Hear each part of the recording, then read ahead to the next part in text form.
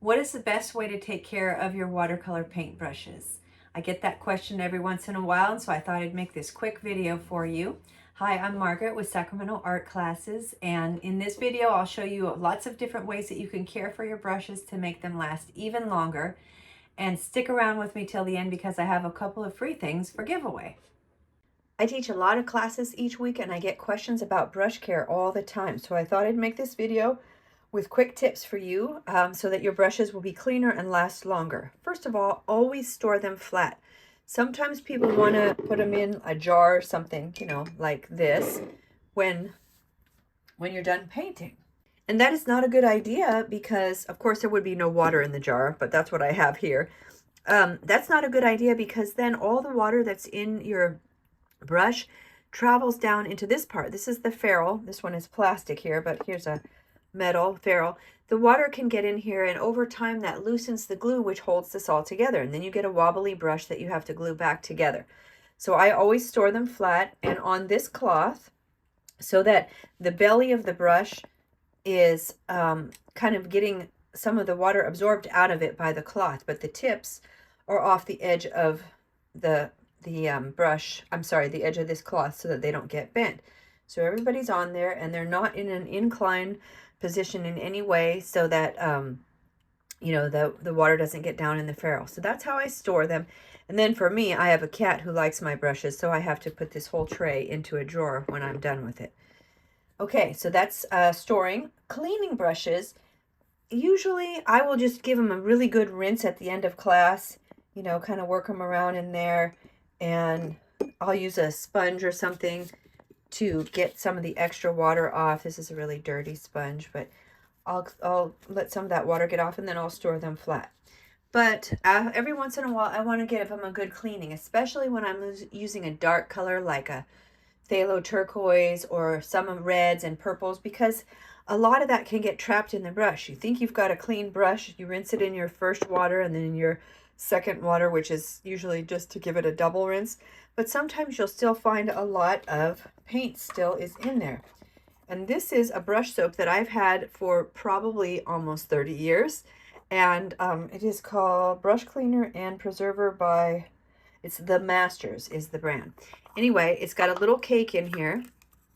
This is just a soap, like bar soap, and it stays in this container. And so what you do is you just take your brush, get some water on it, and I do it right here. And you'll see if the brush is dirty that there will be some color being pulled out on that soap cake. This one seems to be pretty clean, and so I want to rinse that out, get all that out. There is a little conditioner in this cleaner, so it helps the hair. It's kind of like your conditioner for your hair on your head. So I want to make sure I rinse that out. I might even double rinse it, but for now we'll just leave it here. And let's just check this one. That's the one I was just showing you, and I was using it earlier today with some brown paint. Yeah, it looks like I did a good enough job. So I'm not seeing any color, but you would be surprised sometimes at how much color comes off in the soap. So we'll rinse that again. Don't ever leave your brushes soaking in water.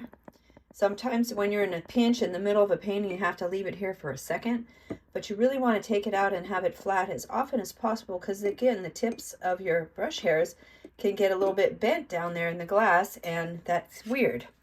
So if you have some dirtiness on your soap, you can rinse it under the sink, or you can just cap it and put it away. Usually I leave it open so it can air out and it doesn't get all gummy in here, and that's probably why it lasts longer. But when it's dry, I take it out. Put the lid on. If you don't have that, you can use your own shampoo or a baby shampoo. Same deal. Put a little baby shampoo in the palm of your hand, have your wet brush, and clean your brush right here in your hand. And you'll see all the, you know, the paint coming off there. Rinse it and then lay it flat. All right, what else can I tell you? What happens if the end of your brush gets damaged or bent in some kind of a way?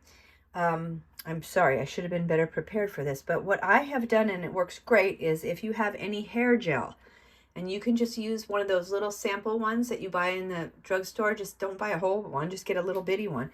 You squirt a little of the hair gel in your palm, and then your clean, damp brush, you're going to put it in the hair gel, so we're pretending I have gel in my hand, and then you're going to coat the bristles or the hairs, and then form it into its nice point again. and then lay it flat to dry, just like you always would. When the brush is dry, that gel will dry rock hard, kind of like your brushes are when you first buy them. So it'll be very stiff. And all you do is just rinse it out in your water, and a lot of times that will take off it will fix all your problems with being bent. And the last thing that I can think of to tell you is sometimes you have a brush, and none of these are that way, but maybe you can see on this one, probably not, it's a little too close. Sometimes you'll get a hair that boings out to the side. It gets bent or something happens to it. It's just one of them, and our natural instinct is to just pluck it out of there. You don't want to ever pluck them out, because one less hair in here is one less hair, and it loosens everything else, even if it's microscopically, but eventually that gives you just a looser connection in here, and your brush can fall apart faster. So you want to take a little bitty scissor and just clip it off down there if you need to. Okay, so we handled cleaning, drying, gelling, storing, and I think that that's it. So if you liked this video or it was helpful to you, maybe consider subscribing to my channel or sharing this with one of your art friends. And if you want to learn more about watercolor painting, whether you're brand new to it or you need a refresher, I have a free video that helps you learn how to control the paint and water in your paintings. And I also have a free supply list, which is clickable. So it's got a whole bunch of my favorite products in there with links that are clickable, so that you can check them out if you just wonder what I use or what I recommend. I don't get any money for that at the time of this video anyway. I don't make any money off of that. It's just a list, and it's free if you comment the word supply after this video, and I'll get that out to you. So thank you for watching. Have a great day and happy painting.